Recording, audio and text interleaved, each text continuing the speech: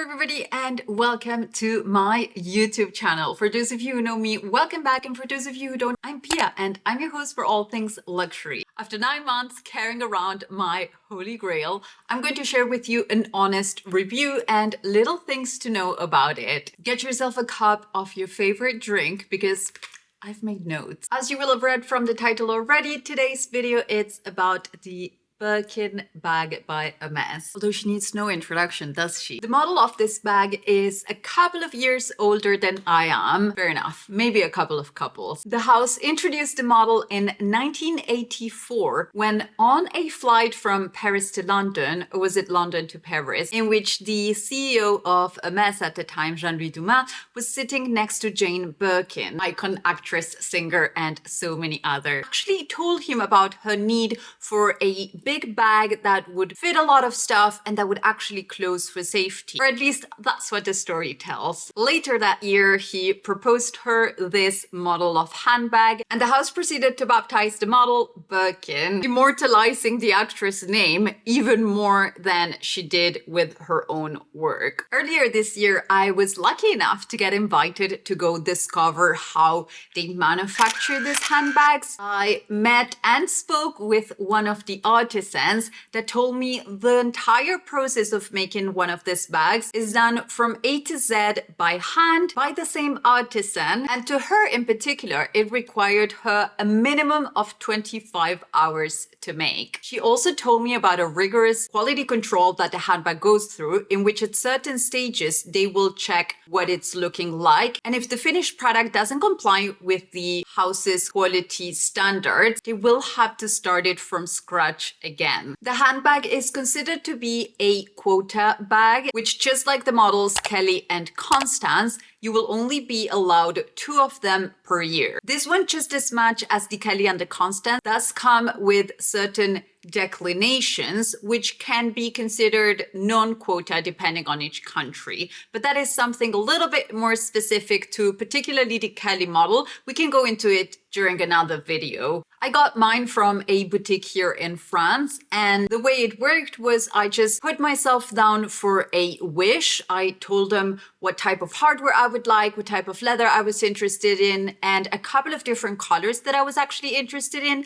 At the time, I remember saying a taupe and midnight blue, which I already have in picotins. I do love those 2 colors. However, I did want a camel, or how the house calls it, gold. Some months later, I received the glorious text, "Your wish might have come true."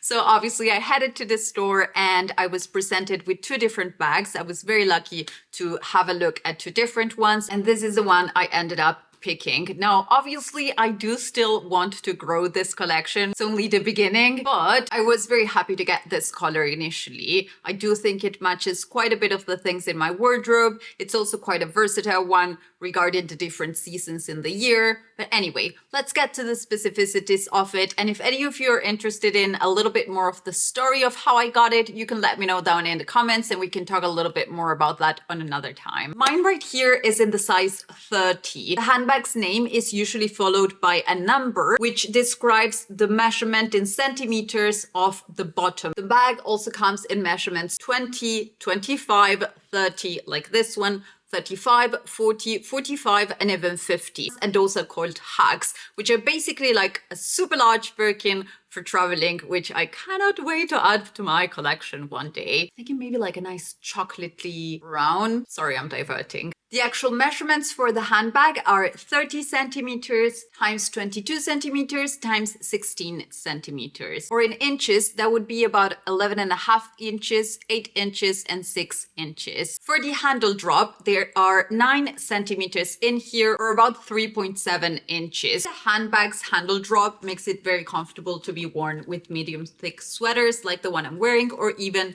with thick coats during the winter time. Now, it is important to take into consideration that color transfer can happen, and so I would always advise to wear the bag with either lighter or similar colors to avoid any color transfer into the bag. The material on this one is togo leather, which is the female calf. It's quite soft to detach. It's got a small to medium grain, making it a little bit supple. It's going to preserve its shape while still slouching a tiny bit throughout time, depending on in which way you store it. On togo leather in particular, we can sometimes observe a little bit of veining throughout it. This is something very particular to this type of leather, and in my opinion, it just adds to the beauty of every leather piece. The handbag is also proposed in other leathers, such as Le Mans, Chèvre, Epsom, Orania Faubourg, Novillo, Swift, Cadillac, and other exotics as well, such as crocodile, alligator, or ostrich leather. You can also find it in what the house calls touch, which will come in a combination of the two types of leather. So you'll get a part in exotic, normally the handles, little flap in here, also in exotic. The rest of the body of the handbag will be in one of the first leathers that I just mentioned. The handbag is also proposed in rose gold hardware, palladium, which is basically silver, and other brushed options, as well as diamond covered options. We find the hardware on the bottom of the feet that allow the bag not to sit on its own leather, and we're also going to find it at the front and with the little locket and keys detail. If you want to, you are able to close the bag. This is what the bag will look like when it's completely closed. On an everyday basis, myself and most Birkin wearers will wear this bag completely opened with this top flap towards the inside. It just makes it easy to go in and out, and I personally prefer most of my bags like that. If you're traveling and if you want to go the extra step, you can always put the lock on the front. You might have heard of the descriptions calling them cellier or retourné. These are terms that are used in reference to the construction and the stitching of the bag. Because this one is a retourné, I'm going to start by explaining what that is. On a retourné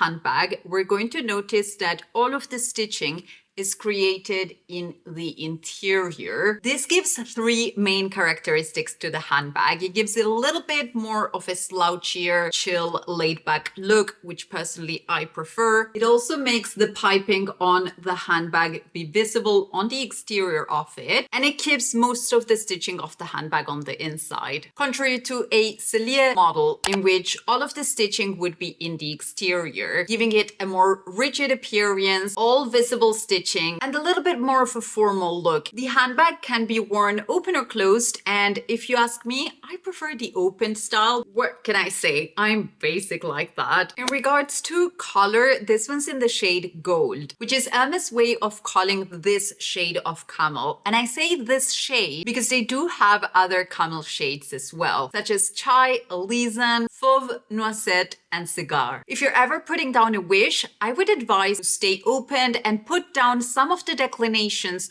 of the actual first choice of color that you have. Hermès artisans are absolutely gifted when it comes to color creation. So there's quite an array to pick from. I've wanted this bag since I was a little girl. So to me, she was perfect even before I even owned it. However, in all sincerity, I do find it to be a comfortable handbag. Yes, it's leather, so you do have to pay attention to color transfer, keep it away from rain and snow, etc. But I mean, she does come with a little raincoat for when the weather catches me off guard. Two main factors that will affect the price of the Birkin that you want to go for will be the leather type and the size of the bag. To give you a point of reference, the size 30 in togo leather currently retails for 8,900 euros in Europe, and I believe about $11,000 in the US. Then obviously other countries in Oceania, Asia, South America, and North America will have different price points depending on currency exchange as well as import factors. But I hope these details at least help to give you a global idea. Right, you guys, that was it for this video. Let me know if you have any questions down below, if you're thinking of getting one yourself, if you already have one that you love, if you have any sort of recommendations, or if you have any questions, I'll be happy to answer them. If you're not done watching, I'll leave you 2 more videos in here so you can binge a little bit more. Thank you so much, and see you on the next one.